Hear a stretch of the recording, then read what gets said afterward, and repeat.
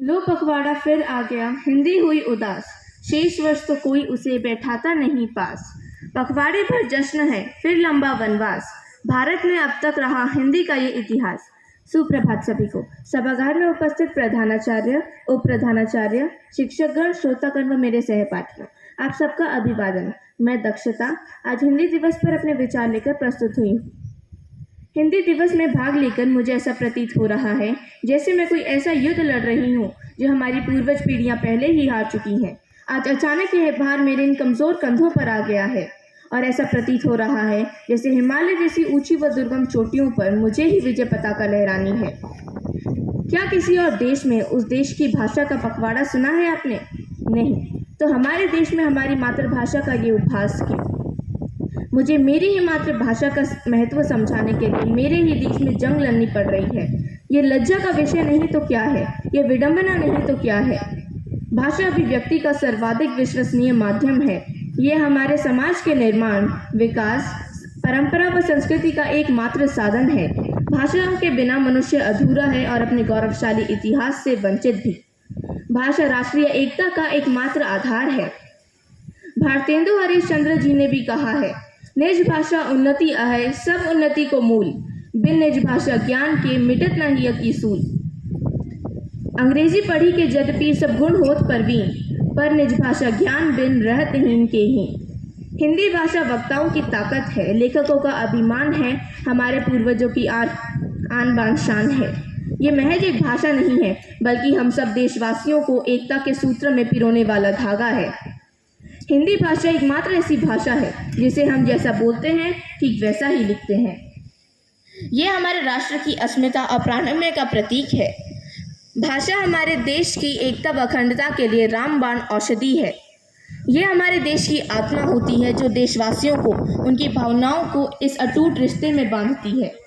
चीन में चीनी, जापान में जापानी और इंग्लैंड में अंग्रेजी, तो हिंदुस्तान में हिंदी क्यों नहीं? मैं आपसे ये कोई कौन बनेगा करोड़पति का सवाल तो नहीं पूछ रही, और ना ही मेरे पास आपके लिए 4 विकल्प हैं। वैसे भी ये समय विकल्पों का नहीं, संकल्पों का है। मैं आपसे पूछूं कि यदि किसी घर में एक माँ के 4 बच्चे हैं और वो सब अलग अलग भाषा बोलते हैं, तो क्या उस घर में किसी समस्या के समाधान हेतु एक मुश्त निर्णय हो सकता है? नहीं, सिर्फ विवाद हो सकता है, संवाद नहीं। कुछ ऐसा ही हाल आज हमारे देश का भी है। हर क्षेत्र अपनी क्षेत्रीय भाषा को महान बताता है। हम पहले ही जाति, उपजाति, धर्म और वर्ण के नाम पर बटे हुए हैं।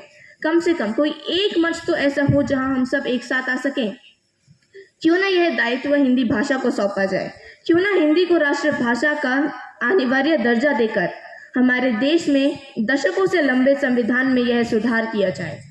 सुना है बाल हट, अश्व हट और नारी हट सबसे बड़े हट होते हैं। यदि आज हम सब विद्यार्थी इस बाल अवस्था में यह हट कर लें कि हिंदुस्तान में हिंदी को उसका यथाउचित स्थान दिलाकर रहेंगे, तो हमें कोई नहीं रोक पाएगा। हम देश का भविष्य हैं, तो क्या हमें देश के सुनहरे भविष्य के लिए एकजुट नहीं होना चाहिए? इतिहास साक्षी है कि जो देश अपनी सभ्यता से, अपनी संस्कृति से विमुख हो जाते हैं, वो कहीं मुख दिखाने लायक नहीं रहते। जैसे कौवा चला हंस की चाल, अपनी चाल ही भूल गए। जड़ों से नाता तोड़कर कोई वृक्ष भला कब तक जीवित रह सकता है? हिंदी को संस्कृति बेटी माना जाता है। ये विश्व में तीसरी सबसे अधिक बोले जाने वाली भाषा है। इस विशाल बरगद जैसी भाषा का कद कुछ गमलों में उगने वाले लोगों ने बौना कैसे कर दिया।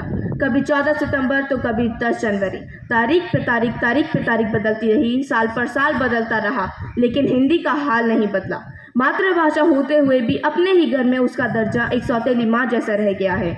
आज़ादी के समय भी तुम मुझे खून दो मैं तुम्हें आज़ादी दूंगा जैसे नारे हिंदी भाषा में ही लगे थे, जिन्होंने अंग्रेजों के दांत खट्टे कर दिए थे। हिंदी भाषा ने उस समय हमारे मन को छू लिया था, तो क्या आज ये आसमान नहीं छू सकती? और आखिर में इस हिंदी के महायज्ञ में मैं इन पंक्तियों की आहुति देना चाहूंगी। अपनी भाषा बोलने में ना करो अब लाज, अपनी भाषा बोलने में ना करो अब लाज। एक देश हो, एक भेष हो, एक हो आवाज। तू मैं बंद करो, रहो ना अब नाराज।